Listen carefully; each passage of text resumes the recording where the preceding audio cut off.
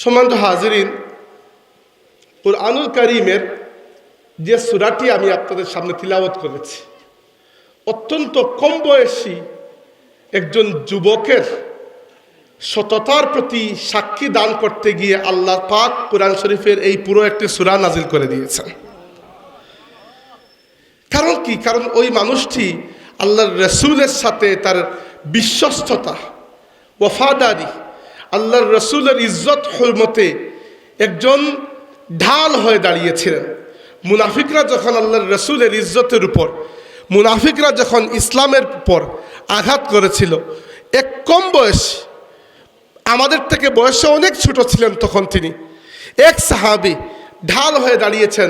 নিজের ইজ্জত, নিজের সততা, এমনকি নিজের নিরাপত্তা, নিজের জীবনকেও তিনি ঝুঁকির মুখে ফেলেছিলেন।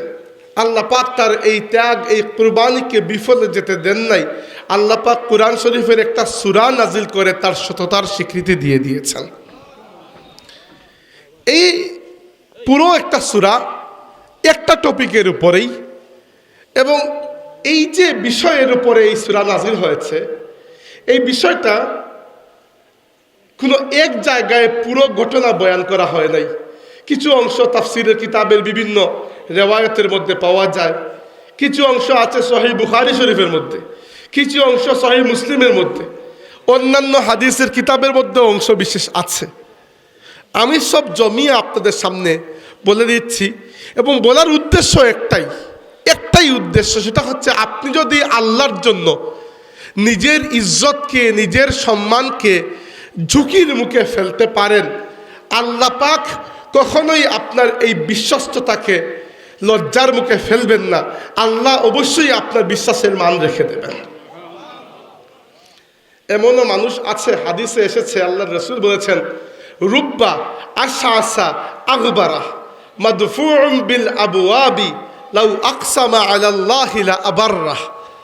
কিছু মানুষ আছে আশআসা আগবারা, যাদের চুল একেবারে উস্কো খুস্কো, চেহারা ধুলি মলিন, কাপড় এমন খারাপ অবস্থা, মাদফুউম বিল আবওয়াব, কোনো দরজায় গেলে মানুষ তাকে তাড়িয়ে দেয়, মানুষ তাকে মজলিসে বসতে দেয় না। কিন্তু তার এমন অবস্থান আল্লাহর কাছে, লাউ আকসামা আলাল্লাহি লা আবাররা, সে যদি আল্লাহর নামে কসম করে কোনো কথা বলে ফেলে, আল্লাহ তার কসমের ইজ্জত রেখে দেন। এরকম অসংখ্য মানুষ আমরা জীবনে দেখি। সাহাবায়ে কেরামের মধ্যেও ছিলেন। একজন সাহাবী ছিলেন আনাস ইবনে নাদর রাদিয়াল্লাহু আনহু। আল্লাহর রাসূল বলেছেন যে আনাস ইবনে নাদর যদি আল্লাহর নামে কিছু বলে দেয়, আল্লাহ তার কথাকে ফিরিয়ে দেন না। এরকম মানুষ এই উম্মতের মধ্যেও আছে। এমন বড় বড় আল্লাহর ওলিদেরকে আমরা চিনি, যারা মৃত্যুবরণ করার আগ পর্যন্ত আমরা বুঝতেই পারি না যে তিনি আল্লাহর এত মকবুল বান্দা ছিলেন। মৃত্যুর পরে অথবা আমাদের সাথে যখন কোনো ব্যক্তিগত অভিজ্ঞতা হয়, তখন আমরা বুঝি আসলে এই মানুষটার মধ্যে তাকওয়া ছিল, এই পর্যায়ের তাকওয়া ছিল যে আল্লাহর নামে কিছু বললে আল্লাহ ফিরিয়ে দেন না। অসংখ্য মানুষকে আমরা ব্যক্তিগতভাবে চিনি। তো রাসূল সাল্লাল্লাহু আলাইহি সাল্লাম গিয়েছেন ৬ষ্ঠ হিজরিতে একটা যুদ্ধ করতে। যুদ্ধের নাম ছিল মুরাইসিয়া। মুস্তালিক নামক একটা গোত্র, ওই গোত্রের বিরুদ্ধে যুদ্ধ। তো যুদ্ধ থেকে ফিরে আসার পথে এক জায়গায় রাতে অবস্থান করেছেন। দুই সাহাবী পানি পান করতে গিয়ে একজন আরেকজনের সাথে ঝগড়া লেগে গেছে। একজন ছিলেন মক্কার মুহাজির সাহাবী, একজন ছিলেন মদিনার আনসার সাহাবী। তো বাই চান্স দুইজন পানি পান করতে গিয়েছেন, ঝগড়া লেগে গেছে। ঝগড়া লাগার সময় মক্কার যে মুহাজির সাহাবী, উনি মদিনার আনসারি সাহাবীকে একটা ঘুষি দিয়ে দিয়েছেন। রাগ আটকাতে পারেন নাই, দিয়ে দিয়েছেন। ওনার নাক দিয়ে রক্ত বের হয়ে গেছে। ঘটনা হয়েছে মাত্র দুইজন মানুষের মধ্যে। কিন্তু সমস্যা হচ্ছে, মদিনার ওই আনসারি সাহাবী একটু রাগের মাথায়, যেহেতু তিনি আঘাত পেয়েছেন, তিনি রাগের মাথায় ডাক দিয়েছেন, মদিনার কারা আছো, আমাকে বাঁচাতে এগিয়ে আস। তার এরকম উচিত হয় নাই, কারণ এখানে মক্কা বনাম মদিনার ঝগড়া হচ্ছে না, ঝগড়া হচ্ছে দুই মানুষের। কিন্তু তিনি রাগ আটকাতে পারেন নাই, মানুষ মাত্রই ভুল হতে পারে, তিনি ডাক দিয়ে দিয়েছেন। এবার মুসলমানদের মধ্যে কোনো একটা সমস্যা বাঁধলে যে শ্রেণী এর সুযোগ নিতে চায়, এরা হচ্ছে মুনাফিক শ্রেণী। মুনাফিক শ্রেণী চায় মুসলমানদের মধ্যে একটু সুযোগ আসুক আর আমরা এর মধ্যে একটা সমস্যা তৈরি করি। তো মুনাফিকদের সর্দার ছিল আব্দুল্লাহ ইবনে উবাই, এবং আব্দুল্লাহ ইবনে উবাইয়ের ব্যাপারে এখনো আল্লাহর নবী স্পষ্টভাবে তাকে মুনাফিক ঘোষণা করেন নাই, তাই সবাই তাকে মুনাফিক হিসাবে চিনত না, কেউ চিনত না।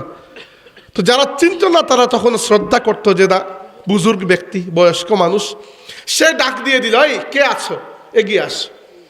তো দেখেন এবার আরবদের মধ্যে কিন্তু গোত্রীয় একটা টান ছিল, আল্লাহর নবী এসে সেগুলোকে কিছুটা সীমিত করেছেন, কিন্তু ঝগড়াঝাটি লাগলে দেখবেন আবার এগুলো উঠে যায়। যেই মাত্র আব্দুল্লাহ ইবনে উবাই ডাক দিয়েছে, এই চলে আসো, কারা আছো, মদিনার মানুষ, ওদিক থেকে যে সাহাবি মক্কার উনিও ডাক দিয়েছেন, কারা আছো, মক্কার মানুষ চলে আস। বড় আশ্চর্যের বিষয়, আল্লাহর রসুলকে সামনে রেখে রাসূলুল্লাহ সাল্লাল্লাহু নিজের তাঁবুর মধ্যে অবস্থান করছেন, এখানে মক্কার সাহাবীরা মক্কার নামে আর মদিনার সাহাবীরা মদিনার নামে ঝগড়া লাগিয়ে দিয়েছেন।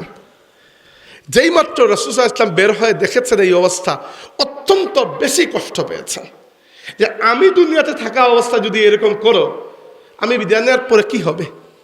এমনকি আল্লাহর রসুল যখন দেখলেন যে না, খালি রাগের মাথায় ঝগড়াঝাগড়ি না, বরং একজন তো মক্কার বড়ত্ব নিয়ে স্লোগান দিচ্ছেন, এর বিপরীতে আরেকজন মদিনার বড়ত্ব নিয়ে স্লোগান দিচ্ছেন, আল্লাহর রসুল বলেন দাউহা ফাইন্নাহা মুনতিনা, এইসব স্লোগান বাদ দাও, এগুলো থেকে আমার কাছে দুর্গন্ধ আসছে। কারণ আল্লাহর নবী সাল্লাল্লাহু আলাইহি ওয়াসাল্লাম আমাদেরকে জাতীয়, গোত্রীয়, বংশীয় যত ধরনের কৌলিন্য আছে সব থেকে মুক্ত করে ইসলামের পরিচয় দিতে এসেছেন।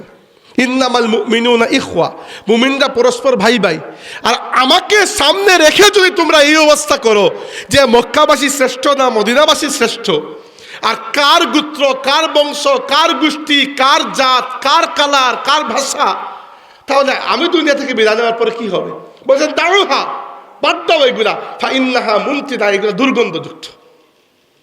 বাস শেষ হয়ে গেছে। আল্লাহর রসুলকে সামনে রেখে ঝগড়া করার তো সাহস কারো নাই, কিন্তু রাগ তো ভেতরে রয়ে গেছে, রাগ তো এত সহজে কমে না। এবার মনে রাখবেন, সাহাবায়ে কেরামের মধ্যেও মর্যাদার তারতম্য আছে। তারতম্য আমরা বানাই নাই, আল্লাহই বানিয়েছেন। তারতম্য কিসের হিসাবে? আল্লাহর রসুলের সোহবত কে কতটুকু পেয়েছেন এর কারণে তারতম্য হয়েছে। যারা প্রথম দিকে আল্লাহর রসুলের প্রতি ঈমান এনেছেন, আর যারা 22-23 বছর পরে মক্কা বিজয়ের পরে ইসলাম কবুল করেছেন, এদের নিশ্চয়ই তরবিয়ত এক বরাবর হয় নাই। মক্কার সাহাবীদের যে তরবিয়ত হয়েছে, মদিনার সাহাবীদের এই তরবিয়ত হয় নাই। আবু বকর সিদ্দিক রাদিয়াল্লাহু আনহুর ব্যাপারে আল্লাহ নবী বলেছেন, লাউ উযিনা ঈমানু আবা বকরিন ফি ঈমানিল আলামি লারাজাহা। আবু বকরের ঈমানকে যদি এক পাল্লায় তোলা হয় আর দুনিয়ার তামাম মুমিনের ঈমানকে এক পাল্লায় তোলা হয়, আবু বকরের ঈমানের পাল্লা ভারী হয়ে যাবে। আমার প্রশ্ন হচ্ছে কিভাবে আবু বকর রাদিয়াল্লাহু আনহু এই যে ঈমানের অধিকারী হলেন কিভাবে? কারণ তিনি আল্লাহর রসুলের যে সোহবত লাভ করেছেন, বিশেষ করে হিজরতের সময় গারে সৌর গুহার মধ্যে 3 দিন 3 রাত পর্যন্ত আল্লাহর রসুলের সামনে একজন মানুষই উপস্থিত ছিলেন, তিনি হচ্ছেন আবু বকর সিদ্দিক রাদিয়াল্লাহু। ওই সময়কার সোহবতের কোনো তুলনা হয় না। এই জন্য এরপরে আলী রাদিয়াল্লাহু আনহু, আল্লাহর রসুল যখন ইসলামের দাওয়াত দিয়েছেন, সবাই একবার না একবার হলেও প্রশ্ন করেছেন, নবী কি আসলে আপনি কিসের দাওয়াত দিচ্ছেন, মানবো কিনা? আচ্ছা ঠিক আছে, একটু চিন্তা করি। একমাত্র 3 জন মানুষ কোনো প্রশ্ন করেছেন বলে আমরা জানি না। একজন আমাদের মা খাদিজা রাদিয়াল্লাহু আনহা, একজন আবু বকর সিদ্দিক রাদিয়াল্লাহু আনহু, আরেকজন আলী ইবনে আবি তালিব রাদিয়াল্লাহু আনহু। কারণ আলী রাদিয়াল্লাহু আনহুর জন্ম হয়েছে তার বাবার ঘরে, কিন্তু তিনি বড় হয়েছেন আল্লাহর নবীর হাতে। খাদিজা রাদিয়াল্লাহু আনহা তাকে নিয়ে এসেছিলেন এবং খাদিজা রাদিয়াল্লাহু আনহা নিজের সন্তানের মতো তাকে লালন পালন করে বড় করেছেন। তাই আলী রাদিয়াল্লাহু আনহুর মধ্যে আল্লাহর রসুলের অভ্যাস, আল্লাহর রসুলের সিরতের একটা আয়না হচ্ছেন আলী রাদিয়াল্লাহু তাআলা আনহু। এজন্য আল্লাহর নবী বলেছেন, আনতা মিন্নি বিমানজিলাতি হারুন মিন মূসা। আলী, হারুন যেরকম মূসার সহকারী ছিলেন, তুমিও সেই রকম আমার সহকারী। গায়রা আন্নাহু লা নাবিয়্যা বাদি, শুধুমাত্র একটাই পার্থক্য, মূসাও নবী ছিলেন, হারুনও নবী, কিন্তু আমি নবী, তুমি নবী নয়, কারণ আমার পরে কোনো নবী নাই, আমি শেষ নবী, এটা পরিষ্কার করে দিয়েছেন। তো আলী রাদিয়াল্লাহু আনহু বা আবু বকর সিদ্দিক এরা যেরকম আল্লাহর নবীর তরবিয়ত পেয়েছেন, নতুন মুসলমান যারা এরকম তরবিয়ত পায় নাই। এই জন্য আমরা দেখি ইজা জা নাসরুল্লাহি ওয়াল ফাত ওয়া রাআইতান নাসা ইয়াদখুলুনা ফি দীনিল্লাহি আফওয়াজা, আল্লাহর রাসূল ইন্তেকালের 1 বছর আগে মক্কা বিজয়ের পরে মক্কা মদিনা তো বটেই, পুরো সেন্ট্রাল আরবের যত গোত্র যত গোষ্ঠী আছে সবাই দলে দলে এসে ইসলাম কবুল করেছে। কেন করেছে? তারা কেউ ইসলাম কবুল করেছে ঠিক মতো খালিস নিয়তে, কেউ ইসলাম কবুল করেছে এজন্য যে এখন মুহাম্মদ সাল্লাল্লাহু আলাইহি ওয়াসাল্লামের সামনে কথা বলা শক্তি কারো নাই, পুরো আরবের মধ্যে সবচেয়ে শক্তিশালী তিনি, অতএব শক্তের ভক্ত নরমের জম, এজন্য এরা ইসলাম কবুল করেছে। এরাই আবার আল্লাহর রাসূলের ইন্তেকালের পরে ইসলাম ছেড়ে মুরতাদ হয়ে গেছে, বন্ড নবীর অনুসরণ করেছে। এদের বিরুদ্ধে আবু বকর রাদিয়াল্লাহু আনহুকে জিহাদ করতে হয়েছে। তো এখানে শুধুমাত্র ইসলামই প্রয়োজন নয়, ইসলামের সাথে তরবিয়তেরও প্রয়োজন আছে। তো তরবিয়ত সবার এক রকমের হয় নাই।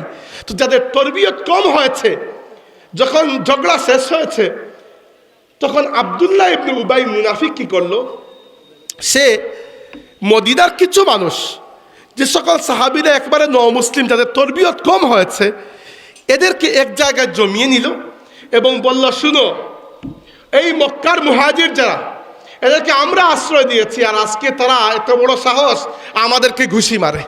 চিন্তা করেন একটা ঘটনাকে কিভাবে সে রঙ্গাচ্ছে। আসলে মক্কার মুহাজির হিসাবে তিনি মদিনার সাহাবীকে ঘুষি মারেন নাই, শুধু মানুষ হিসাবে মেরেছেন। কিন্তু সে এটাকে রং দিচ্ছে কি, সে এটাকে রং দিচ্ছে যে মক্কার একজন হয়ে তিনি মদিনার একজনকে মেরে দিলেন। 2 নম্বর, এরা ছিল নিঃস্ব দরিদ্র, আমরা দান খয়রাত করে এদেরকে তুলে দিয়েছি, আর আজকে এরা আমাদের উপর খবরদারি করছে। তোমরা মনে রাখো, তোমরা যদি আমার সঙ্গে থাকো, আমাকে সাপোর্ট দাও, এইবার যখন মদিনায় ফিরে যাব, আমরা যারা ইজ্জতদার আছি তারা এই বেইজ্জত জাতিকে মদিনা থেকে সরিয়ে দেব। নাউজুবিল্লাহ। বেইজ্জত বলতে সে আল্লাহর নবীকে বুঝিয়েছে, বেইজ্জত বলতে সে মক্কার সাহাবীদেরকে বুঝিয়েছে। আর এখানে সবাই ছিল একেবারে কমজোর মুসলিম, আর একজন সাহাবী কম বয়সী যায়েদ ইবনে আরকাম, মাত্র 19-20 বছরের বয়স, উনি এই কথা শুনে ফেলেছেন। শুনে তিনি গিয়ে বলেছেন, হে আব্দুল্লাহ ইবনে উবাই, তোর মধ্যে এত নিকৃষ্টতা নির্লজ্জতা দুনিয়ার অন্য কোনো মানুষের মধ্যে আমি দেখি নাই। আল্লাহর কসম, আমি আল্লাহর নবীকে এই ঘটনা বলবো। আচ্ছা, আব্দুল্লাহ ইবনে উবাই বয়স তখন কিন্তু সে বৃদ্ধ হয়ে গেছে, যায়েদ ইবনে আরকামের বয়স 19-20 বছর মাত্র। তখন যায়েদ ইবনে আরকাম তিনি চিন্তা করলেন যে দেখো, আমার সামনে 2টা অপশন আছে। একটা হচ্ছে আমি গিয়ে যদি আল্লাহর নবীকে জানাই এই পুরো ঘটনা, তাহলে আব্দুল্লাহ ইবনে উবাই আমার বিরুদ্ধে সাক্ষী নিয়ে আসবে তার নিজের কিছু মানুষকে, আমি কোনো সাক্ষী খুঁজে পাবো না।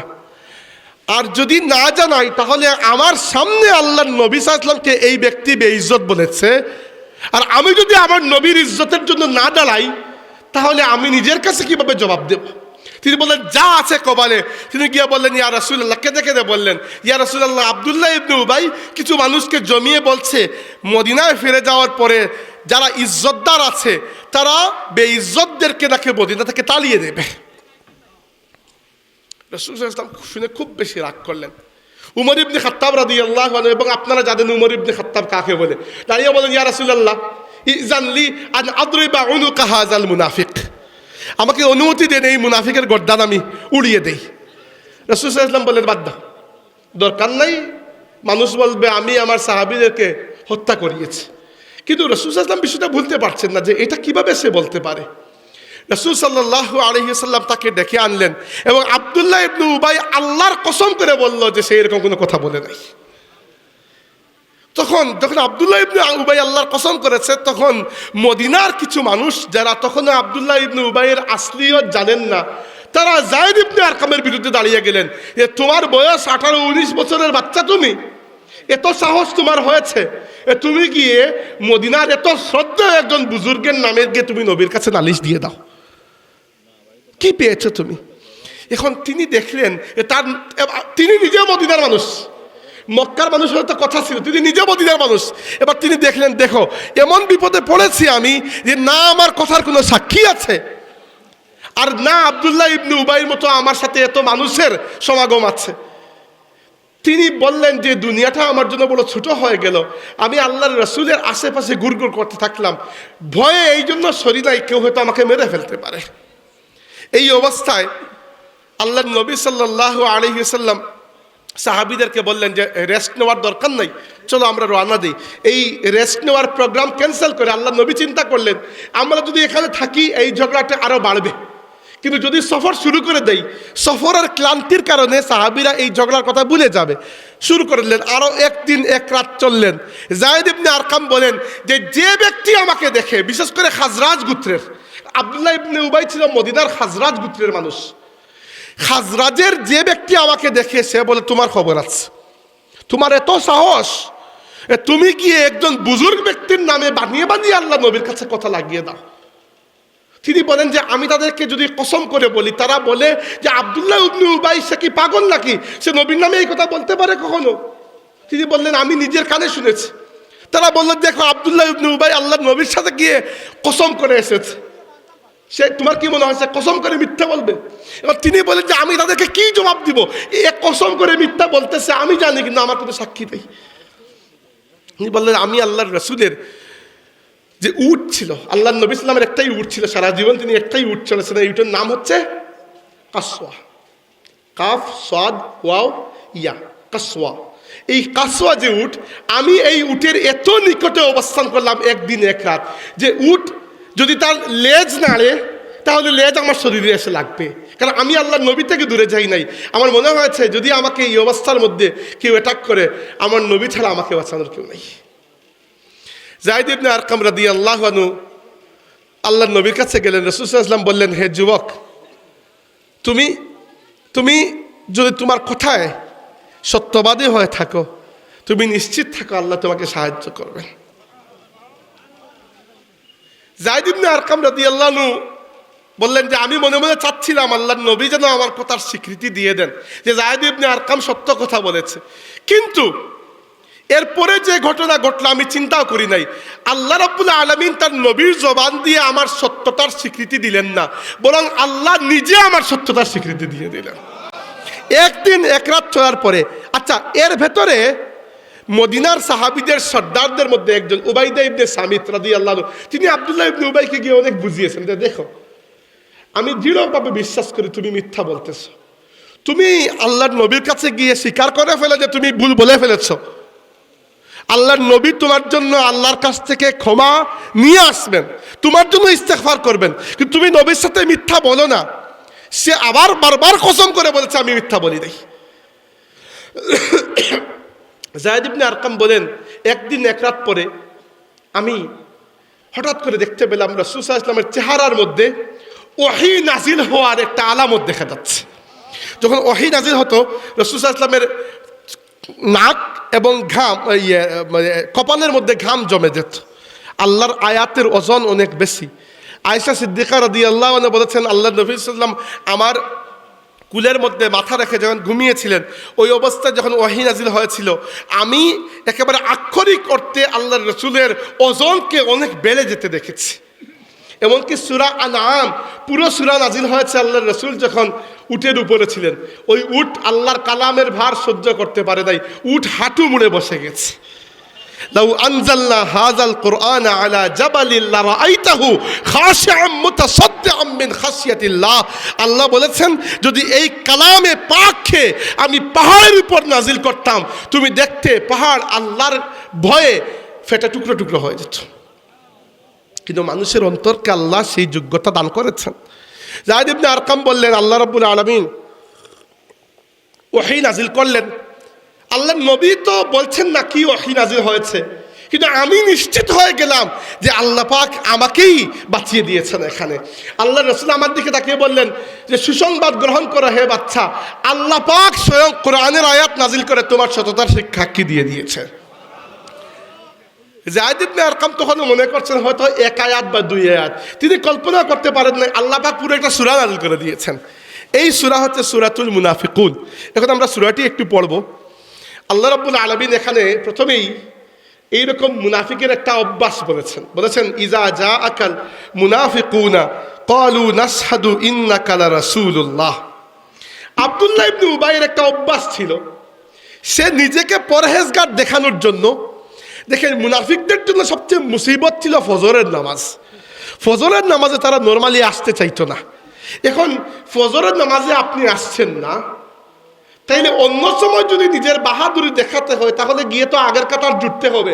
আব্দুল্লাহ ইবনে উবাইর অভ্যাস ছিল জুমার নামাজে সে এসে সবার আগের কাতারে দাঁড়িয়ে আছে, আর মিম্বরের উপর আল্লাহর নবী উঠার পরে সে দাঁড়িয়ে বলতো, ইয়া আইয়ুহান নাস ইন্নী আশহাদু আন্নাহু রাসূলুল্লাহ ইসতামিউ। হ্যাঁ মানুষেরা চুপ করো, আমি সাক্ষী দিচ্ছি ইনি আল্লাহর রাসূল, ইনি এখন কথা বলবেন, তোমরা ভালো করে শুনো। আর বলছে কাকে? আবু বকর সিদ্দিক। বলছে কাকে? উমর ইবনে খাত্তাবকে, যারা আল্লাহর রাসূলের এক এক ইশারায় জীবন দিতেও প্রস্তুত। তো আব্দুল্লাহ ইবনে উবাইর অভ্যাস ছিল আল্লাহর নবী মিম্বরের উপরে উঠলে সে এসে এই কথা বলতো। আল্লাহ এখানে এই কলসি ভেঙে দিয়েছেন। আল্লাহ বলেছেন ইজা জা আকাল মুনাফিকুনা, হে রাসূল মুনাফিকরা যখন আপনার কাছে আসে, ক্বালু তারা বলে, নাশহাদু ইন্নাকা লা রাসূলুল্লাহ, আমরা সাক্ষী দিচ্ছি যে আপনি আল্লাহর রাসূল। মুনাফিকরা এসে বলে আমরা সাক্ষী দিচ্ছি আপনি আল্লাহর রাসূল। এরপরে আল্লাহ তার নিজের ফতোয়া দিয়েছেন, বলেছেন ওয়াল্লাহু ইয়ালামু ইন্নাকা লা রাসূলুহু, আল্লাহ তো খুব ভালো করেই জানে আপনি আল্লাহর রাসূল। আল্লাহ থেকে ভালো আর কে জানে? ওয়াল্লাহু ইয়াশহাদু, আর আল্লাহ সাক্ষী দিচ্ছেন ইন্নাল মুনাফিকিনা লাকাযিবুন, এই মুনাফিকরা হচ্ছে মস্ত বড় একটা বেঈমান।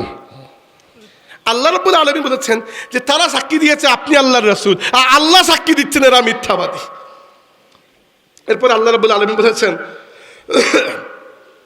ইত্তাখাযু আইমানাহুম জুন্নাতান, তারা তাদের কসমকে ঢাল হিসাবে ব্যবহার করে। আব্দুল্লাহ ইবনে উবাই বারবার কসম করে বলেছিল আমি এই কথা বলি নাই। আল্লাহ বলছেন ইত্তাখাযু আইমানাহুম জুন্নাতান, তারা নিজের কসম, আইমান মানে হচ্ছে কসম, কসমকে ঢাল হিসাবে ব্যবহার করে ফাসাদ্দু আন সাবিলিল্লাহ, যেন মানুষকে আল্লাহর রাস্তা থেকে গুমরা করতে পারে। ইন্নাহুম সাআ মা কানু ইয়ামালুন, তারা যা করছে এটা কতই না খারাপ কাজ। কসমের ব্যাপারে একটা কথা মনে রাখবেন, কসম করা জায়েজ, না জায়েজ কিছু নয়, কসম করা জায়েজ। কিন্তু কসমের জন্য শর্ত হচ্ছে, কসম যদি কখনো করেন একমাত্র আল্লাহর নামে কসম করতে পারবেন, অন্য কোনো নামে কসম করা যাবে না। আল্লাহ তার সৃষ্টির মধ্যে যে কোনো কিছুর নামে কসম করতে পারেন, কিন্তু বান্দা শুধুমাত্র আল্লাহর নাম ব্যতীত এবং আল্লাহর গুণবাচক নাম ব্যতীত অন্য কারো নামে কসম করতে পারে না। এটা আল্লাহর রাসূলের স্পষ্ট নির্দেশ।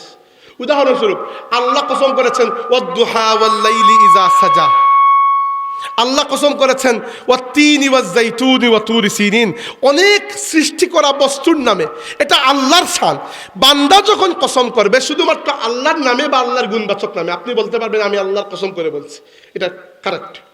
আপনি বলতে পারবেন যে আমি রহমানের কসম করে বলছি, রহমানকে আল্লাহ। আপনি বলতে পারবেন আমি কাবা শরীফের রবের কসম করে বলছি, কাবার রব হচ্ছেন আল্লাহ। তো আল্লাহর নাম বা আল্লাহর গুণবাচক নাম আপনি বলতে পারবেন না যে আমি মায়ের কসম করে বলছি, হবে না। এটা মারাত্মক অপরাধ, এটা কবিরা গুনাহ, এটা কবিরা গুনাহ। আল্লাহ ছাড়া অন্য কারো নামে কসম করা কবিরা গুনাহ।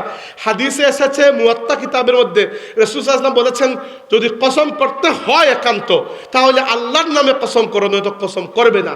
আর আল্লাহর নবী সাল্লাল্লাহু আলাইহি ওয়াসাল্লাম আবু বকর সিদ্দিককে বলেছেন, হে আবু বকর অধিক কসম করা থেকে বেঁচে থাকো। তাই কসম পারতে করবেন না, যদি বাই চান্স করতে হয় একমাত্র আল্লাহর নামে, আর নয়তো কসম করবেন না। তো মুনাফিকদের একটা অভ্যাস হচ্ছে কথায় কথায় কসম করা। তারা কসম করে বলেছে যে ইয়া রাসূলুল্লাহ আমরা এই কথা বলি নাই, আল্লাহ বলছেন ইত্তাখাযু আইমানাহুম জুন্নাতান, তারা তাদের কসমকে ঢাল হিসাবে ব্যবহার করে ফাসাদ্দু আন সাবিলিল্লাহ, এবং মানুষকে আল্লাহর পথ থেকে তারা দূরে সরিয়ে নেয়। ইন্নাহুম সাআ মা কানু ইয়ামালুন, তারা যা করছে এটা কতই না খারাপ কাজ। এরপর আল্লাহ বলেছেন যে এরা এত খারাপ কাজ কেন করছে মুনাফিকরা। দেখেন ইসলামে নানান ধরনের বাতিল ফিরকা আছে, এর মধ্যে দুইটা ফিরকা হচ্ছে, একটার নাম কাদরিয়া, একটার নাম জাবরিয়া। এইগুলা এখন বর্তমানে দুনিয়াতে নাই, এক সময় ছিল। কাদরিয়া হচ্ছে সেই দল যারা তাকদীরকে সম্পূর্ণ অস্বীকার করে ফেলেছে। তারা আল্লাহ যে আমাদের তাকদীর লিখে রেখেছেন এটাকে অস্বীকার করেছে। আর এর ঠিক বিপরীত হচ্ছে জাবরিয়া। জাবরিয়া হচ্ছে সেই দল যারা নিজেদেরকে, যারা মানুষকে মনে করে যে এরা কাঠের পুতুল, আল্লাহ যেভাবে আমাদেরকে চালান আমরা সেইভাবে চলি। তারা মানুষের স্বাধীন ইচ্ছাকে অস্বীকার করে ফেলে। তাই তারা বলে আমরা গুনাহ করলে এটা মূলত আল্লাহর গুনাহ, নাউজুবিল্লাহ। এরকম গুমরা দলেরা। তো এরা মনে করে যে কেউ সৎপথে চললে আল্লাহ তাকে সৎপথে চালিয়েছেন, কেউ গুমরা হলেও আল্লাহ তাকে গুমরা করেছেন, তার এখানে কোনো দোষ নাই। তো আল্লাহ পাক এইরকম আকীদাকে ভেঙে দিচ্ছেন। এখানে আল্লাহ বলেছেন এই মুনাফিকরা যে এত খারাপ কাজ করে এটার কারণ হচ্ছে যালিকা বিআন্নাহুম আমানু সুম্মা কাফারু। মুনাফিকরা মুনাফিক হওয়ার কারণ হচ্ছে যে এজন্য যে এরা প্রথমে ঈমান আনে এরপরে আবার কুফরি করে, ঈমান আনার ঢং করে এরপরে আবার কুফরি করে। ফাতুবিআ আলা কুলুবিহিম, যখন ঈমানের পরে এরা কুফরি করে আল্লাহ এদের অন্তরের মধ্যে মুহর লাগিয়ে দেন। ফাহুম লা ইয়াফকাহুন, এরপরে তারা ঈমানের কোনো কথা আর বুঝতে পারে না। মনে রাখবেন একটা কথা, আল্লাহ রাব্বুল আলামিন কোনো জাতিকে জবরদস্তি হেদায়েত দেন না। আল্লাহ বলেছেন যে কাদ তাবায়্যানার রুশদু মিনাল গাই, হিদায়াত এবং গুমরাহি স্পষ্ট হয়ে গেছে। এবার ফামান শাআ ফালইউমিন ওয়া মান শাআ ফালইয়াকফুর, যার ইচ্ছা ঈমান আনো, যার ইচ্ছা কুফরি করো। একটা কথা মনে রাখবেন, একজন মানুষ কাফির আছে ঠিক আছে, এটা এক শাস্তি। কিন্তু কেউ যদি ঈমান আনার পরে আবার কুফরিতে ফিরে যায়, এটা এত বড় অপরাধ যে এই মানুষটাকে আল্লাহ আর হেদায়েত দান করেন না। বেশিরভাগ ক্ষেত্রে এটা দেখবেন যে ঈমানের পরও যে গুমরাহ হয়ে যায় সেই ব্যক্তি আর সহজে হেদায়েত লাভ করেন না। আর এ কারণে আল্লাহ আমাদেরকে একটা দোয়া শিখিয়ে দিয়েছেন, সবসময় এই দোয়াটি পড়তে হবে মৃত্যুর আগের দিন পর্যন্ত, মৃত্যুর আগের মুহূর্ত পর্যন্ত। কারণ বলা যায় না মৃত্যুর আগের মুহূর্তেও শয়তান এসে ধোঁকা দিতে পারে। তাই দোয়া করবে সবসময়, রব্বানা লা তুজিগ কুলুবানা বাদা ইয হাদাইতানা ওয়া হাব লানা মিন লাদুনকা রাহমাতান ইন্নাকা আনতাল ওয়াহ্হাব। কুলুবানা, হে আল্লাহ, হে আমাদের রব, আমাদের অন্তরকে আর বাঁকা করবে না। বাদা ইয হাদাইতানা, এরপরে তো যে তুমি আমাদেরকে অলরেডি হেদায়েত দিয়ে দিয়েছো, হেদায়েত যখন দিয়েছো আল্লাহ, এরপরে আমাদেরকে আর গুমরাহির দিকে নিও না, আমাদের অন্তরকে আর বাঁকা করে দিও না। কারণ বলা যায় না মৃত্যুর আগ মুহূর্তে এসে শয়তান আপনাকে গুমরা করতে পারে। তাই আল্লাহ বলেছেন যে মুনাফিকদের এই মুনাফিকি করার কারণ হচ্ছে যালিকা বিআন্নাহুম আমানু সুম্মা কাফারু, এরা প্রথমে ঈমান আনে এরপরে কুফরি করে। ফাতুবিআ আলা কুলুবিহিম, এক সময় ঈমান আনার পরে যখন আবার কুফরি করে ফেলে আল্লাহ অন্তরের মধ্যে এমনভাবে মুহর তালা মেরে দেন, ফাহুম লা ইয়াফকাহুন, এরপরে আর এরা ঈমানের কোনো কথা বুঝতে পারে না।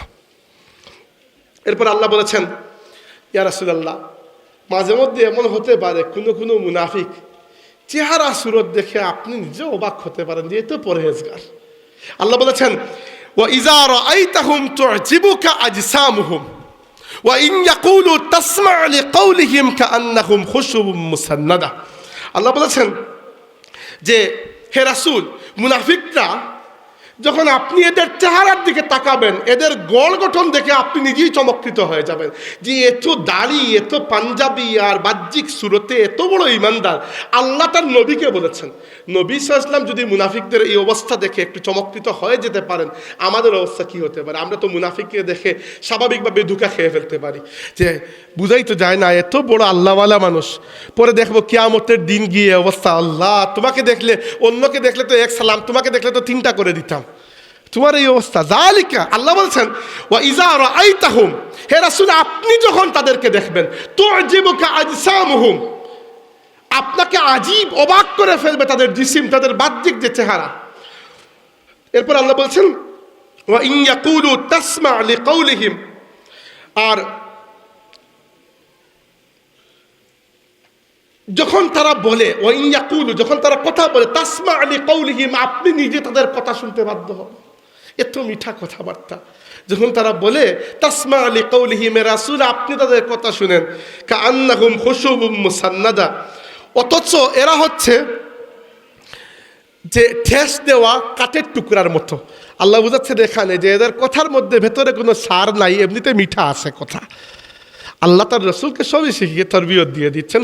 আসলে মূলত রসুলের মাধ্যমে এখানে আমাদেরকে দিচ্ছেন যে দেখেন, ফুলতলি সাহেব রহমতুল্লাহ একটা কথা প্রায়ই বলতেন যে আমাদের নবী সাল্লাল্লাহু আলাইহি ওয়াসাল্লামকে আল্লাহ এত পরীক্ষা নিয়েছেন, অন্য কোনো নবীকে এতটা পরীক্ষা নেন নাই। অন্য নবীর উম্মতের মধ্যে 2 শ্রেণী ছিল, হয় মুমিন নাইলে কাফির। বুঝাই যাচ্ছে কে মুমিন কে কাফির। আমাদের নবীর উম্মতের মধ্যে মাঝখান থেকে 3 নম্বর শ্রেণী বের হয়ে গেল মুনাফিক।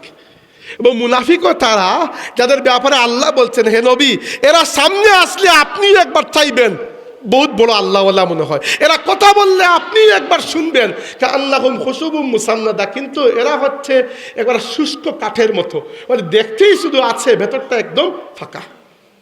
এরপরে বলেছেন আল্লাহ রাব্বুল আলামিন ইয়াহসাবুনা কুল্লা সাইহাতিন আলাইহিম হুমুল আদু ফাহজারহুম ইয়াহসাবুনা কুল্লা সাইহাতিন আলাইহিম। এই মুনাফিকদের আসল অবস্থা হচ্ছে একটু সুরগুল শুনলেই এদের কান খাড়া হয়ে যায়, সম্ভবত আমাদের ব্যাপারে কে সম্ভবত খবর ফাঁস করে দিচ্ছে। দেখেন এখানে আল্লাহ রাব্বুল আলামিন আসলে মুসলমানদের সামাজিক জীবন সম্পর্কে একটু বুঝাচ্ছেন। সমাজে সেই ব্যক্তির মনেই পুলিশ পুলিশ থাকবে যে ব্যক্তি অলরেডি চুরি করেছে। সব সময় এই বিষয়টা হবে। আমার ভেতরে যদি কোনো দুর্বলতা না থাকে আর আমি যদি দেখি আপনারা 3 জন এখানে দাঁড়িয়ে কথা বলছেন, আমার এখানে ফোকাসই যাবে না, বলেন না আমার কি, কিন্তু আমার যদি মনের মধ্যে থাকে যে আমি তো ওয়াজ করেছি কিন্তু নামাজ তো পড়ি নাই, এরা মনে হয় দেখেছি আমার নামাজের সময় আমি বসে বসে মোবাইল টিপাইতেছিলাম, এখন 3 জন যদি কথা বলে আমার মনের মধ্যে আল্লাহ আল্লাহ সুবহানাল্লাহ শুরু হয়ে যাবে, এরা মনে হয় আমার ব্যাপারে ফাঁস করে দিচ্ছে। তো আল্লাহ এটাই বলেছেন যে আপনি দেখবেন যে কোনো কথাবার্তা হলে এদের কান খারাপ হয়ে যায়, মনে হয় কেউ আমাদের ব্যাপারে গিয়ে কথা ফাঁস করে দিচ্ছে। এরপরে বলেছেন যে হুমুল আদু ফাহজারহুম, হে রাসূল এরা হচ্ছে আপনার শত্রু, আপনার উম্মতের শত্রু, ফাহজারহুম এদেরকে ত্যাগ করুন। কাতালাহুমুল্লাহ, আল্লাহ নিজেই এদেরকে হত্যা করবেন, মানে আল্লাহ এখানে আল্লাহ দেখে বদুয়া দিচ্ছেন আন্না ইউফাকুন, তারা সত্য থেকে কিভাবে নিজের মুখটাকে এত ফিরিয়ে নিল। আল্লাহ রাব্বুল আলামিন বলছেন যে এরা সত্য থেকে তাদের মুখটা এমনভাবে ফিরিয়ে নিয়েছে যে আল্লাহ এদের উপর বদুয়া করছেন কাতালাহুমুল্লাহ, আল্লাহ এদেরকে ধ্বংস করে ফেলুন। এরপরে বলা হয়েছে আল্লাহ রাব্বুল আলামিন সেই প্রসঙ্গ এনেছেন যে উবাইদা ইবনে সামিত রাদিয়াল্লাহু আনহু আব্দুল্লাহ ইবনে উবাইকে বলেছিলেন হে আব্দুল্লাহ ইবনে উবাই, আমার মনে হচ্ছে তুমি মিথ্যা কথা বলেছো, তুমি গিয়ে রাসূলের কাছে যাও, গিয়ে তোমার কথাকে স্বীকার করো, স্বীকার করলে রাসূল তোমার জন্য আল্লাহর কাছে সুপারিশ করবেন। সে তো স্বীকার করে নাই। আল্লাহ এখানে এই বলছেন ওয়া ইজা কিলা লাহুম, যখন তাদেরকে বলা হয় তাআলাউ আসো ইস্তাগফির লাকুম রাসূলুল্লাহ, আল্লাহর রাসূল তোমাদের জন্য আল্লাহর কাছে ইস্তিগফার করবেন, তোমাদেরকে মাফ করিয়ে দেবেন। লাউওয়া রুউসাহুম, তখন তারা মাথা নেড়ে আপত্তি জানায় যে না রাসূলের কাছে যাব না। মুনাফিকদের সবচেয়ে বড় ভয় হচ্ছে রাসূলের কাছে যাওয়া। আল্লাহ কোরআন শরীফে বলেছেন যে ওয়ামিনান নাসি মান ইয়াকুলু আমান্না বিল্লাহি ওয়া বিল ইয়াউমিল আখির ওয়া মা হুম বিমুমিনিন, কিছু মানুষ আছে যারা আল্লাহর প্রতি ঈমান আনে, আখিরাতের প্রতিও ঈমান আনে, কিন্তু এরা মুমিন নয়। কেন? রাসূলকে মানতে অস্বীকৃতি জানায়, আর কিছু না। মনে রাখবেন মুনাফিক আব্দুল্লাহ ইবনে উবাই রাসূলুল্লাহকে কোনো অস্বীকার করে নাই, অস্বীকার কখনো করে নাই। মাঝে মধ্যে রাসূলের কথা মানতে তার সমস্যা হতো, বাস মাঝে মধ্যে রাসূলের কথা মানতে অস্বীকৃতি জানাতো, আল্লাহ পাক এখানেই তাকে মুনাফিক ডিক্লেয়ার করে দিয়েছেন। আপনারা দেখেন ইসলামের ইতিহাসে যে একটা ফিরকার ব্যাপারে, 2টা ফিরকার ব্যাপারে পুরো উম্মত একমত যে এরা কাফির, 2টা বাতিল ফিরকার ব্যাপারে পুরো উম্মত একমত, ঐক্যমত, উম্মতের ইজমা এরা কাফির। একটা হচ্ছে কাদিয়ানি, একটা হচ্ছে নুসাইরিয়া। নুসাইরিয়া চিনবেন না, ওই ইয়াতে সিরিয়া কিছু শিয়া আছে, এরা আলী রাদিয়াল্লাহু আনহুকে আল্লাহ মনে করে। বাশার আল আসাদের নাম শুনেছেন, সিরিয়ার প্রেসিডেন্ট বাশার আল আসাদ, এরা হচ্ছে নুসাইরিয়া। তো আর কাদিয়ানিদেরকে চিনেন আমাদের ভারতীয় উপমহাদেশ। আপনারা বিশ্বাস করতে পারেন যে কাদিয়ানিরা কিন্তু কখনো রাসূলুল্লাহ সাল্লাল্লাহু আলাইহি ওয়াসাল্লামকে অস্বীকার করে নাই। কাদিয়ানিরা সেই কালিমা তাইয়্যিবা পাঠ করে যেটা আমরাও করি, লা ইলাহা ইল্লাল্লাহু মুহাম্মাদুর রাসূলুল্লাহ। তাহলে কাফির কি জন্য? কারণ তারা আল্লাহর রাসূলের শুধুমাত্র একটা সিফতকে অস্বীকার করেছে, সেটা হচ্ছে খাতামান নাবিয়্যিন। বুঝতে পেরেছেন আল্লাহ তার রাসূলকে কোন জায়গায় মর্যাদা দিয়েছেন, যে আল্লাহর রাসূলের একটা গুণ অস্বীকার করার কারণে এরা কাফির হয়ে গেছে। এবং এদের ব্যাপারে পুরো উম্মতের ঐক্যমত, কোনো একটা দল মাসলাক পাবেন না যারা কাদিয়ানীদেরকে মুসলমান মনে করে, সবাই কাফির মনে করে, কোনো সন্দেহ ছাড়া। কিন্তু কি জন্য? আমি নিজে জার্মানিতে কাদিয়ানীদের ইবাদতখানা দেখেছি, আমি নিজে বাইরে থেকে দেখেছি। কিন্তু ওই ইবাদতখানার বাইরে, আমরা তো মসজিদ বলি না ওদেরকে, আমাদের ইবাদতখানা হচ্ছে মসজিদ, তাদেরটাকে আমরা ইবাদত ঘর বলি, বা তারা বলে বাইতুল হামদ। আচ্ছা বাইতুল হামদই ধরলাম, ওই বাইতুল হামদ যেটা, ওই বাইতুল হামদের বাইরে ওই কালিমা তাইয়্যিবা লেখা, যে কালিমা তাইয়্যিবা আমরা পাঠ করি। তো আমার সাথে আমার ফ্যামিলি ছিলেন, আমি তাকে বললাম, দেখো তো ওই কালিমা সেম কালিমা না? হ্যাঁ। আমি বললাম, তাইলে বলো যে একই কালিমা পাঠ করে আমরা মুমিনেরা কাফির হয় কি জন্য?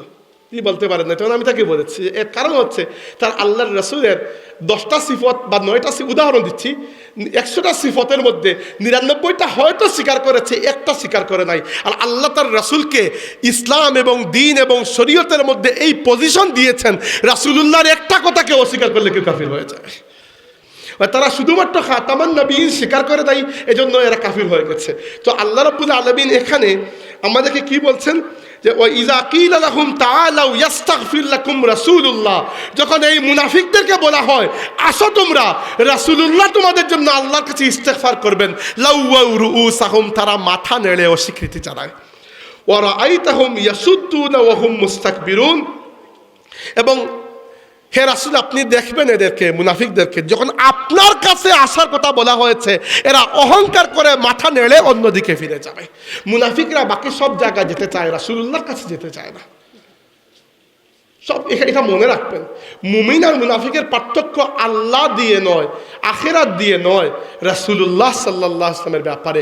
এবং আব্দুল্লাহ ইবনে উবাই সহ সমস্ত মুনাফিকদের মূল প্রবলেমটা কি ছিল জানেন? তারা আল্লাহর রাসূলের কথায় জুমার নামাজে আসতে রাজি, শুধু ফজরে আসতে রাজি নয়। ফজরটা একটু কঠিন। কেউ কেউ ফজরে আসতে রাজি, শুধু জিহাদে যেতে রাজি নয়। মানে ইসলাম তারা মিঠা মিঠা চায় শুধুমাত্র, যখন মুসলমানদের উপর আঘাত আসে তখন এরা আবার নিজেদেরকে ফিরিয়ে দেয়। এই শ্রেণীর কিছু মানুষ আজকের যুগেও পাবেন। তবে মুনাফিকের ব্যাপারে একটা কথা মনে রাখবেন, মুনাফিকদের মধ্যে সবাই সমান নয়। আকীদাগত মুনাফিক আর আমলগত মুনাফিকের মধ্যে বেশ কম আছে। আকীদাগত মুনাফিক কারা? যারা ইসলামের ক্ষতি করার জন্য নামকা ওয়াস্তে ইসলাম কবুল করে, যেমন আব্দুল্লাহ ইবনে উবাই। এদের ব্যাপারে আল্লাহ বলেছেন ইন্নাল মুনাফিকিনা ফি দারকিল আসফালি মিনান নার, মুনাফিকরা জাহান্নামের সবচেয়ে নিকৃষ্ট জায়গায়। আর আমলগতভাবে কিছু মুনাফিক আছে, তাদের ঈমান আছে, আমলগতভাবে এমন কিছু খাসলত আছে যে কারণে মুনাফিক। এরা এত বড় অপরাধী নয় যে জাহান্নামের তলে চলে যাবে, এরা মোটামুটি একটা লেভেলের জাহান্নামে থাকবে। এদের সিফত কি? এদের সিফত সম্পর্কে আল্লাহ নবী বলেছেন আয়াতুল মুনাফিকি সালাসুন, ইজা হাদ্দাসা কাযিবা ওয়া ইজা ওয়াদা আখলাফা ওয়া ইজা তুমিনা খানা। মুনাফিকের আলামত হচ্ছে 3টা, যখনই কথা বলে মিথ্যা বলে, যখনই ওয়াদা করে ভঙ্গ করে, আর যখন কোনো আমানত তার কাছে রাখা হয় তখন খেয়ানত করে। আরেকটা হাদিসে এসেছে আরেকটা, ও ইজা খাসমা ফাজারা, তর্ক লাগলেই গালিগালাজ করে ফেলে। তর্ক লাগতে পারে, মানুষের মধ্যে তর্ক লাগতে পারে না, তর্ক লাগলে গালিগালাজ করে। তবে মনে রাখবেন এই যে 4টা হাসলত, এগুলো যার মধ্যে আছে সে আব্দুল্লাহ ইবনে উবাই হবে না। আব্দুল্লাহ ইবনে উবাইয়ের লেভেলটা হচ্ছে, আব্দুল্লাহ ইবনে উবাই হচ্ছে আকীদাগত মুনাফিক, বিশ্বাসগত মুনাফিক। সেই মুনাফিক হচ্ছে জাহান্নামের সর্বনিকৃষ্ট জায়গায়। আর এইগুলো হচ্ছে এমন মানুষের মধ্যে যার মধ্যে মুনাফিকের আলামত আছে। এই ব্যক্তিকে আব্দুল্লাহ ইবনে উবাইয়ের সাথে মিলাবেন না, এরকম মিলালে বড় অন্যায় হয়ে যাবে। তাই মুনাফিকের মধ্যে লেভেল রয়েছে, এটা মনে রাখবেন। 2 নম্বর, আল্লাহর নবী দুনিয়া থেকে বিদায় নেওয়ার পরে কোনো ব্যক্তিকে নির্দিষ্ট করে মুনাফিক বলার অধিকার আমাদের নাই। কি জন্য নাই? কারণ আমরা কারো অন্তরের খবর জানি না। রাসূলুল্লাহ সাল্লাল্লাহু আলাইহি ওয়াসাল্লামের এই অধিকার ছিল, তিনি শেষ জীবনে মসজিদের মধ্যে বসে বলে দিয়েছেন অমুক অমুক অমুক মুনাফিক। এমনকি হুযাইফা রাদিয়াল্লাহু আনহু, যাকে বলা হয় আসহাবে সিররে রাসূলুল্লাহ, রাসূলুল্লাহর গোপন কথার ধারক বাহক, আল্লাহর নবী তাকে মুনাফিকদের নাম বলেছেন, তিনি কখনো এগুলা ফাঁস করেন নাই। তাই উমর ইবনে খাত্তাব রাদিয়াল্লাহু আনহু তাকে প্রায় জিজ্ঞেস করতেন, হুযাইফা আল্লাহর নবী কি আপনাকে আমার নাম বলেছেন? সুবহানাল্লাহ। মানে উমর ইবনে খাত্তাব, যিনি উমর ইবনে খাত্তাবকে আমরা সবাই জানি, সেই উমর ইবনে খাত্তাবের নিজের ব্যাপারে এত ভয় যে তিনি জিজ্ঞাসা করছেন হুযাইফা আল্লাহর নবী কি আপনাকে আমার কথা বলেছেন? হুযাইফা বলেন না, আপনার কথা তো বলার প্রশ্নই আসে না। উমর ইবনে খাত্তাব সেই ব্যক্তি যিনি অনেক কথা আগে বলে দিয়েছেন, তার কথার উপর কোরআনের আয়াত নাযিল হয়ে গেছে। উমর রাদিয়াল্লাহু আনহু নিজে বলেছেন যে 4টা জায়গায় আমার রব, 4টা জায়গায় আমি আমার আল্লাহর কথার সাথে একমত হয়ে গেছি, অথচ আল্লাহ উমরের কথার সাথে একমত হয়েছেন। আর উমর বিনয় দেখিয়ে বলেছেন আল্লাহর সাথে নয়, আমি আল্লাহর সাথে একমত হয়ে গেছি। বিনয় দেখিয়ে বলেছেন। কোন 4টা?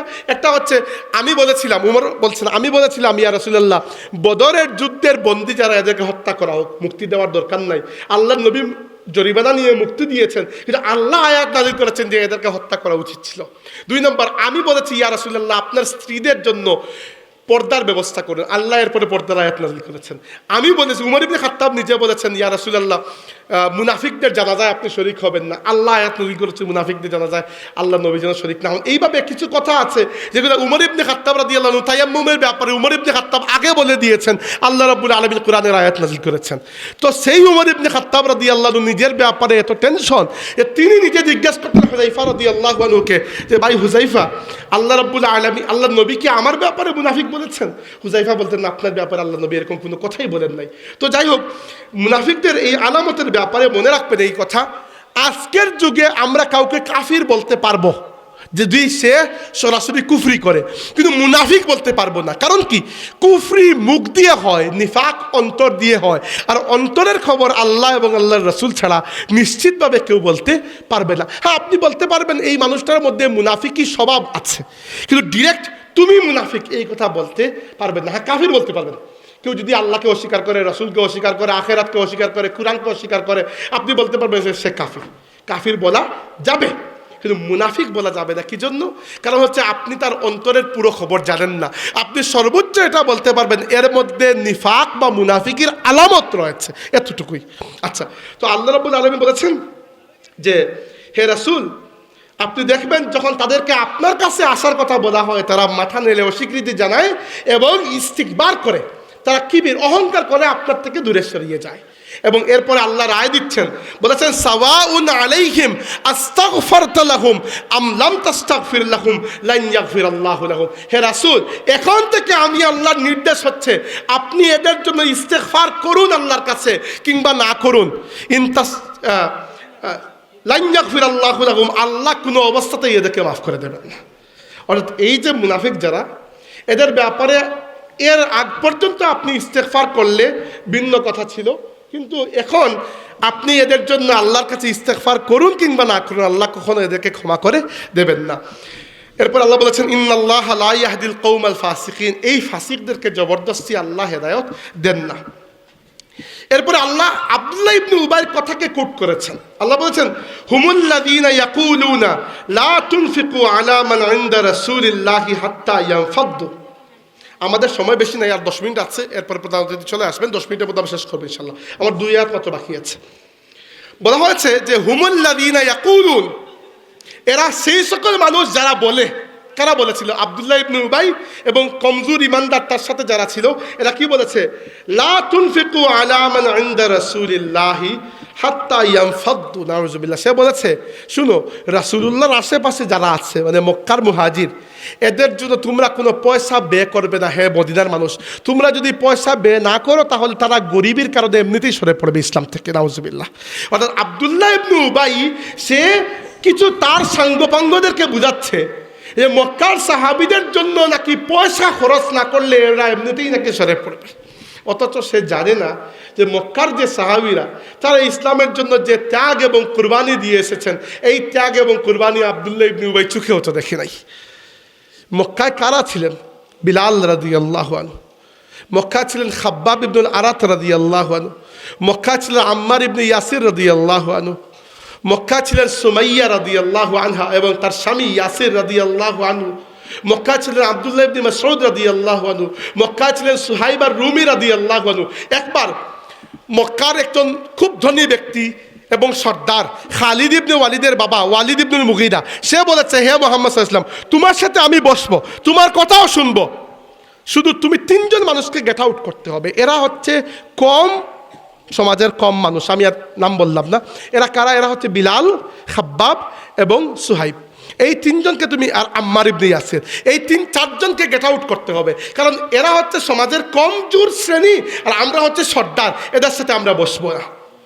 আল্লাহ রাব্বুল আলামিন কুরআন শরীফের আয়াত নাযিল করে দিয়েছেন, বলেছেন যে হে রাসূল, যারা দিন রাত আল্লাহর উদ্দেশ্যে হিদায়ত তালাশ করে, আল্লাহর সন্তুষ্টি তালাশ করে, আপনি অন্য কারো কথায় এদেরকে ত্যাগ করবেন না। এমনকি এরকমও হয়েছে যে এই যারা, এদেরকে বলা হতো ফুকারায়ে সাহাবা, সাহাবাদের মধ্যে ফকির যারা, 4 জন খুব বিখ্যাত ছিলেন মক্কা শরীফে। মদিনা শরীফে আসার পরে আরও একজন যুক্ত হয়েছেন, মোট 5 জন নাম বলে দেয়। একজন হচ্ছে বিলাল রাদিয়াল্লাহু, একজন হচ্ছেন খাব্বাব ইবনুল আরাত, একজন সুহাইব আর রুমি, একজন আম্মার ইবনে ইয়াসির, একজন সালমান ফারসি। এই 5 জন। আচ্ছা, এই 5 জন যদি কোনো সাহাবীকে কিছু বলে ফেলতেন আর ওই সাহাবী এসে আল্লাহ নবীকে বিচার দিতেন, আল্লাহ নবী বলতেন খবরদার এদের ব্যাপারে বিচার দিও না, এদের ব্যাপারে কোনো কথা বললে আল্লাহ ধরে ফেলবেন। একবার এরা আবু বকর রাদিয়াল্লাহু আনহুকে কি একটা কথা বলে দিয়েছেন। আবু বকর এসে বলছেন, ইয়া রাসূলুল্লাহ, এরা আমাকে এই কথা বলে দিয়েছে। আল্লাহ বলছে, আবু বকর, এরা যখন বলেছেন চুপ করে যাও, কারণ এদের জন্য আল্লাহর মহব্বত বড় বেশি। এদের ব্যাপারে আল্লাহ কুরআনের আয়াত নাযিল করেছেন, ওয়া মিনান নাসি মান ইয়াশরি নাফসাহু বিতিগা মারদাতিল্লাহ ওয়াল্লাহু রাউফুম বিল ইবাদ। সুহাইব আর রুমি রাদিয়াল্লাহু, রুমান দেশের মানুষ, তিনি আরবি নয়, তিনি আরবি শিখেছেন পরে, কিন্তু তার সারা জীবনেও আরবি একবারে ফ্লুয়েন্ট হয় না, তিনি ওই রুমান টানে আরবি কথা বলতেন। তো তিনি সম্পত্তি সারা জীবনের যা ইনকাম ছিল মক্কার কাফিররা রেখে দিয়েছে, একটা উট পর্যন্ত দেয় নাই, হেঁটে হেঁটে মক্কা শরীফ থেকে মদিনা শরীফে হিজরত করেছেন। আসার পরে আল্লাহ নবী বলেছেন, সুহাইব, জীবনে তো অনেক ব্যবসা করেছো, কিন্তু এই আসার আগে যে লেনদেন করে আসলে এর থেকে দামি লেনদেন আর হতে পারে না। তিনি বললেন, ইয়া রাসূলুল্লাহ, কি জন্য? আল্লাহ রাসূল বললেন, শুনো, তুমি মদিনায় আসার আগে জিব্রাইল চলে এসেছেন, আল্লাহ তোমার ব্যাপারে কোরআনের আয়াত নাযিল করেছেন। আল্লাহ বলেছেন, ওয়া মিনান নাসি মান ইয়াশরি নাফসাহু ইবতিগা মারদাতিল্লাহ, মানুষের মধ্যে এমন কিছু মানুষ আছে যারা আল্লাহর সন্তুষ্টির জন্য নিজের জীবনটাও ব্যয় করে দেয়, বিক্রি করে দেয়। ওয়াল্লাহু রাউফুম বিল ইবাদ, আর আল্লাহ তার এই সমস্ত বান্দাদের প্রতি বড়ই মেহেরবান। এরা হচ্ছেন ফুকারায়ে সাহাবা। তো আল্লাহ নবী সাল্লাল্লাহু আলাইহি ওয়াসাল্লামকে আল্লাহ বলছেন যে মুনাফিকরা বলছে কি, যে লা তুনফিকু আলা মান ইনদা রাসূলিল্লাহ, রাসূলুল্লাহর আশেপাশে যারা ঘুরঘুর করে মক্কার সাহাবী, এদের জন্য তোমরা কোনো সম্পদ ব্যয় করবে না। হাত্তা ইয়ামফাদু, দেখবে পরে এমনিতেই এরা সরে পড়েছে, নাউজুবিল্লাহ। এরা মনে করেছে মনে হয় মুহাজির সাহাবীদের ঈমান এত কমজোর। আল্লাহ বলেছেন, আল্লাহ জবাব দিচ্ছেন, ওয়ালিল্লাহি খাযাইনুস সামাওয়াতি ওয়াল আরদি ওয়ালাকিন্নাল মুনাফিকিনা লা ইয়াফকাহুন। আল্লাহ বলছেন যে আসমান জমিনের সমস্ত খাজানার মালিক হচ্ছে একমাত্র আল্লাহ, আর মুনাফিকরা এটা ওখানে অনুধাবন করতে পারে নাই। মনে রাখবেন, টাকা পয়সার কারণে আল্লাহর দ্বীনের কাজ কখনো আটকে থাকে না, আল্লাহ পাক ব্যবস্থা করে ফেলেন। আসলে রাসূল সাল্লাল্লাহু আলাইহি সাল্লাম যখন তাবুকের যুদ্ধের আগে সাহাবায়ে কেরামকে বলছেন যে তোমরা আমাকে দাও 30,000 সাহাবী, কোনো রসদপত্র কিচ্ছু নাই, তাবুকের অভিযান এত লম্বা, 25 দিনের রাস্তা, তাবুক যেতে লাগবে 25 দিন, আসতে 25 দিন, গরমের সময়, আগের বছর ফল ফসল হয় নাই, এই বছর ফল ফসল পেকে গেছে, এখন যদি কাটা না হয় ফল ফসল নষ্ট হয়ে যাবে। এই সময় আল্লাহ জিহাদের আদেশ দিয়ে দিয়েছেন। সাহাবায়ে কেরাম যে যার সক্ষমতা অনুযায়ী দিয়েছেন। উসমান রাদিয়াল্লাহু আনহু 300 উট আর 1000 দিরহাম আল্লাহ নবী সাল্লাল্লাহু আলাইহি ওয়াসাল্লামের হাতে দিয়ে দিয়েছেন। আল্লাহ নবী বলেছেন যে উসমান আজকের পর থেকে যা কিছু করুক না কেন, উসমানকে জান্নাতে যাওয়া থেকে কেউ আটকাতে পারবে না। এক সাহাবী ছিলেন মদিনার, একবারে দরিদ্র সাহাবী। তিনি চিন্তা করেছেন আমি কি দিব, সারাদিন রাত কাজ করে এক ইহুদির বাগানে মজুরি পেয়েছেন, এক মুষ্টি খেজুর, আধা মুষ্টি খেয়ে নিজে আর আধা মুষ্টি এনে আল্লাহ নবীর হাতে দিয়ে দিয়েছেন। মুনাফিকরা টিটকারি করেছে যে নবীর কি এই দিন আসলো যে তোমার আধা মুষ্টি খেজুরও গ্রহণ করবেন? আল্লাহ নবী সাল্লাল্লাহু আলাইহি ওয়াসাল্লাম ওই খেজুরগুলো আলাদা করে রেখেছেন। যখন সবার ধন সম্পত্তি জমা হয়েছে, ওই খেজুরগুলিকে সব ধন সম্পত্তির উপরে আল্লাহ নবী ছিটিয়ে দিয়েছেন। বলেছেন আমার এই দরিদ্র সাহাবীর দান খয়রাত সমস্ত দান খয়রাতের উপরে আল্লাহর কাছে প্রাধান্য পাবে। তো মুনাফিকদেরকে আল্লাহ কি বলছেন যে ওয়ালিল্লাহি খাযাইনুস সামাওয়াতি ওয়াল আরদি ওয়ালাকিন্নাল মুনাফিকিনা লা ইয়াফকাহুন, মুনাফিকরা বুঝে না দুনিয়ার এবং আখিরাতের খাজানা আল্লাহর হাতে। আর আল্লাহ নবী কি বলেছেন? বলেছেন আল্লাহু ইউতি ওয়া আনা কাসিমুহা। বুখারী শরীফের হাদিস, মিশকাতেও আছে, সবাই পড়েছেন, আলিম উলামা বলতে সবাই পড়েছেন এই হাদিস। আল্লাহ নবী বলেছেন আল্লাহু ইউতি, আল্লাহ হচ্ছেন দাতা, আল্লাহ কি দাতা, ওয়া আনা কাসিমুহু, আর আমি হচ্ছি বন্টনকারী।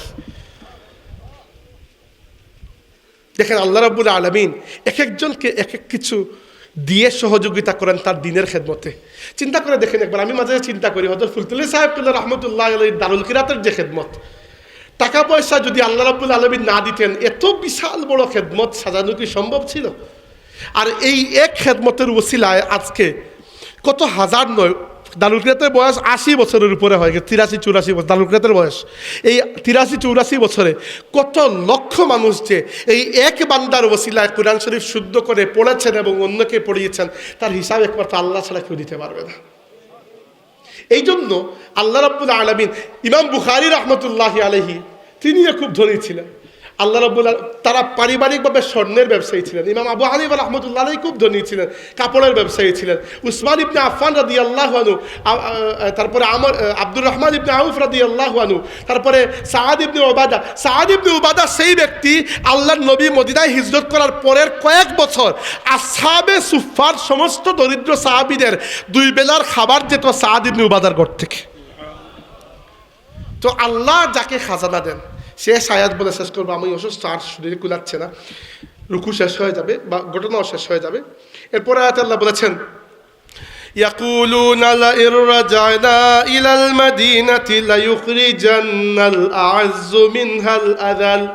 এক্সাক্ট আব্দুল্লাহ ইবনে উবাইর কথাকে আল্লাহ কোট করেছেন, বলেছেন যে ইয়াকুলুন, এই মুনাফিকরা বলে, লাইন রাজানা ইলাল মাদিনা, একবার যখন মদিনায় ফিরে যাই, একবার যদি আমরা মদিনায় ফিরে যাই, লায়ুখরিজান্নাল আ'আজ্জু মিনহাল আযাল, মদিনার যারা ইজ্জতদার আছে তারা মদিনার মধ্যে নিকৃষ্টদেরকে মদিনা থেকে বের করে দেবে, নাউজুবিল্লাহ। তারা নিকৃষ্ট বলতে আল্লাহর নবী এবং মক্কার সাহাবীদেরকে বুঝিয়েছে।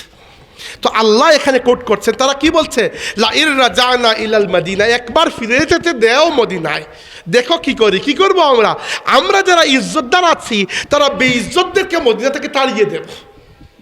আল্লাহ কি জবাব দিয়েছে? আল্লাহ বলেছেন, ওয়ালিল্লাহিল ইজ্জাতু ওয়া লিরাসূলিহি ওয়া লিল মুমিনিন, সমস্ত ইজ্জতের মালিক হচ্ছেন আল্লাহ রাব্বুল আলামিন, আর ইজ্জত হচ্ছে আল্লাহর রাসূলের, আর ইজ্জত হচ্ছে মুমিনদের। ওয়ালাকিন্নাল মুনাফিকিনা লা ইয়ালামুন, আর মুনাফিকরা কখনোই সেটা জানে না। মুনাফিকরা জানে না সমস্ত ইজ্জতের মালিক আল্লাহ রাব্বুল আলামিন। তুইজ্জু মান তাশাউ ওয়া তুযিল্লু মান তাশা, আল্লাহ যাকে ইচ্ছা ইজ্জত দেন, যাকে ইচ্ছা বেইজ্জত করে ফেলেন। আজকে দেখেন দুনিয়াতে, আমি একজন ইংরেজ লেখকরা রাসূল সাল্লাল্লাহু আলাইহি ওয়াসাল্লাম বা ইসলামের ব্যাপারে কিছু লেখলে আমি একটু খেয়াল করে পড়ি। ইংরেজ বলতে অমুসলিম বোঝাচ্ছি আর কি। তো পড়ে যখন দেখি যে এগুলো একেবারে আন্দাজি মিথ্যা বোগাস কথাবার্তা, তখন আর খেয়াল করি না। কিন্তু যদি দেখি না একজন জ্ঞানী মানুষ লিখেছে, একটু যদি একটু বিরোধিতাও করে, জ্ঞানী মানুষ লিখেছে, ঠিক আছে, কতক্ষণ আমি খেয়াল করে পড়ি। তো অনেক জ্ঞানীর লেখা আমি পড়েছি। এর মধ্যে রিসেন্টলি একজন অনেক বড় জ্ঞানী, একজন মহিলা লেখিকা, তিনি আমার নবীর উপর 3টা বই লিখেছেন। তার নাম হচ্ছে ক্যারন আর্মস্ট্রং। তাকে জিজ্ঞেস করা হয়েছিল যে আপনার জীবনের ইচ্ছা কি? তিনি বলছে, আমার জীবনের একটাই ইচ্ছা হচ্ছে স্বপ্নে আমি আল্লাহর নবীর জিয়ারত লাভ করব। আচ্ছা, আমরা আশা করি যে তিনি আল্লাহ তাকে ইমানের দৌলত দান করেন। একজন মহিলা, খুবই জ্ঞানী, আমেরিকার একজন লেখক, তিনি আল্লাহর নবীর উপর 3টা বই এবং অসাধারণ বই লিখেছেন। একটা নাম হচ্ছে Mohammad the prophet of our time, Muhammad সাল্লাল্লাহু আলাইহি ওয়াসাল্লাম আমাদের যুগের নবী। তিনি সাবিত করেছেন এইটা যে আজকের যুগের জন্য আল্লাহর নবীর হেদায়েতগুলো কী পরিমাণ দরকার। তো একজন লেখক লিখেছিলেন যে আল্লাহর নবী সাল্লাল্লাহু আলাইহি ওয়াসাল্লাম যখন দুনিয়াতে আসেন, জন্ম নেন, এর মাত্র 4 বছর আগে মারা গিয়েছেন তৎকালীন বিশ্বের সবচেয়ে জনপ্রিয় নাম ডাকওয়ালা মানুষ। তিনি হচ্ছেন রোমান সম্রাট জাস্টিনিয়ান, যার নামে তৎকালীন যুগে সবাই এক নামে চিনত।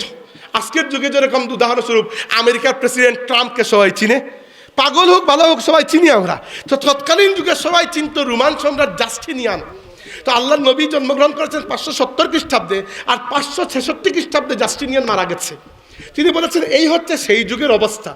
কিন্তু দেখো, রোমান সম্রাট জাস্টিনিয়ান মৃত্যুবরণ করার পরে আজকের যুগে আমি যদি বলে না দেই, রোমান সম্রাট জাস্টিনিয়ানের নামটাও দুনিয়ার মধ্যে কেউ জানে না। আর রোমান সম্রাট জাস্টিনিয়ান মৃত্যুবরণ করার পরে মাত্র 4 বছর পরে আরবের মরুভূমিতে মক্কা শহরে ইয়াতিম এক বাচ্চা জন্মগ্রহণ করেছেন, তার নাম মুহাম্মদ। আর এমন এক বাচ্চা জন্মগ্রহণ করেছেন যিনি জন্মগতভাবে ইয়াতিম, আর তিনি ইতিহাসের নদীর মুড়কে একদিক থেকে ফিরিয়ে আরেক দিকে মিলিয়ে দিয়েছেন। তো আল্লাহ রাব্বুল আলামিন আসলে কাকে কোন অবস্থায় নিয়ে দুনিয়াতে সাবিত করেন, দুনিয়াতে কার ইজ্জতটা কোন সময় আল্লাহ দেন, এটা আসলে আল্লাহ ছাড়া কেউ জানে না।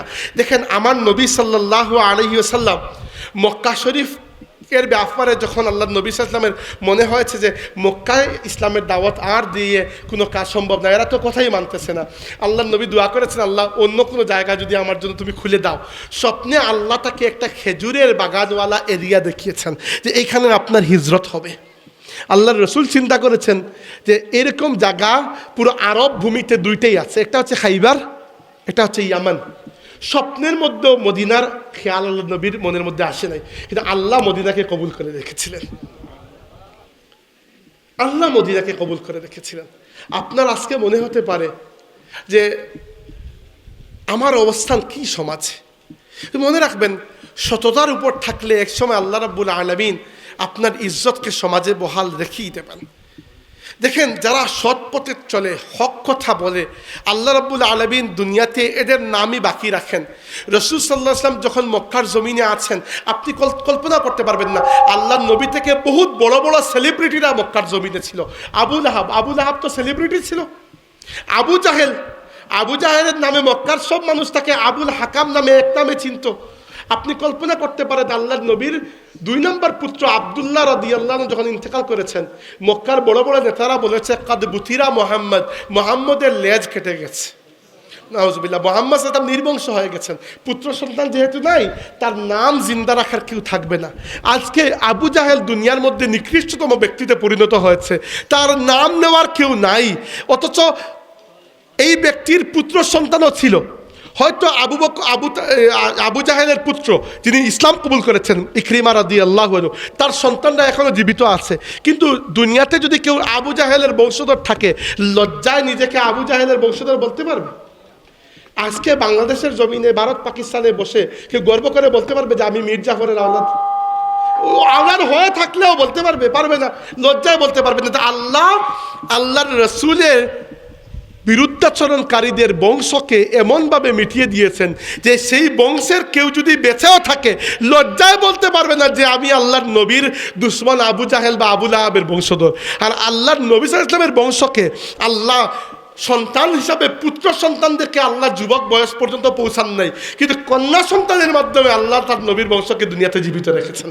আর বংশ যদি বাই চান্স নাও বা থাকে, আল্লাহর নবী সাল্লাল্লাহু আলাইহি ওয়াসাল্লামের জন্য নাম নেওয়ার ব্যবস্থা আল্লাহ এমনভাবে রেখে দিয়েছেন।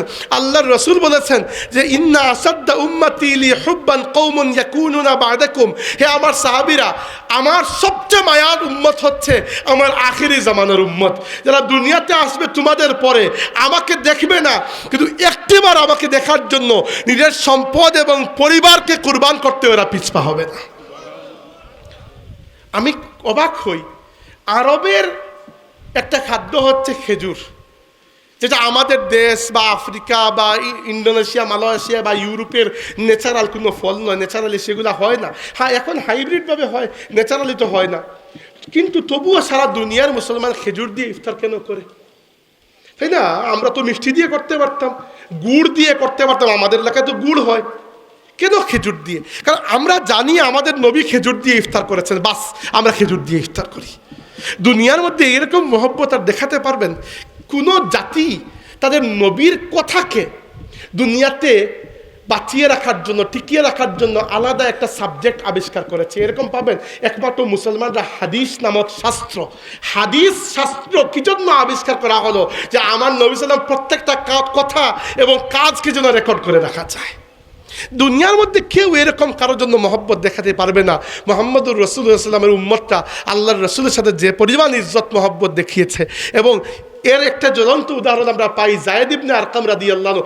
এই সূরা নাজিল হওয়ার পরে যায়েদ ইবনে আরকামের হাত আর রেস্ট পায় না, সবাই এসে তার হাতে হাত মিলান আর চুমু খান যে 19-20 বছরের বাচ্চা তুমি, তোমার জন্য আল্লাহ কোরআনের সূরা নাজিল করে দিয়েছেন।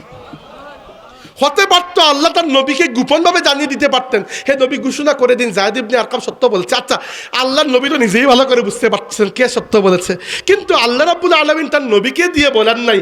আল্লাহ কিয়ামত পর্যন্তের জন্য যায়েদ ইবনে আরকামের সততার সুবুত দিয়ে দিয়েছেন। ইসলামের জন্য দাঁড়ান, আল্লাহর নবীর ইজ্জতের জন্য দাঁড়ান, আল্লাহর নবী সাল্লাল্লাহু আলাইহি ওয়াসাল্লামের শরীয়তের জন্য দাঁড়ান। যেখানে ইসলামের বিরুদ্ধে কোনো একটা ষড়যন্ত্র দেখবেন, কথা বলুন, আপনার সামর্থ্য অনুযায়ী প্রতিবাদ করুন, এতে বিলকুলই আপনার ইজ্জত কমবে না।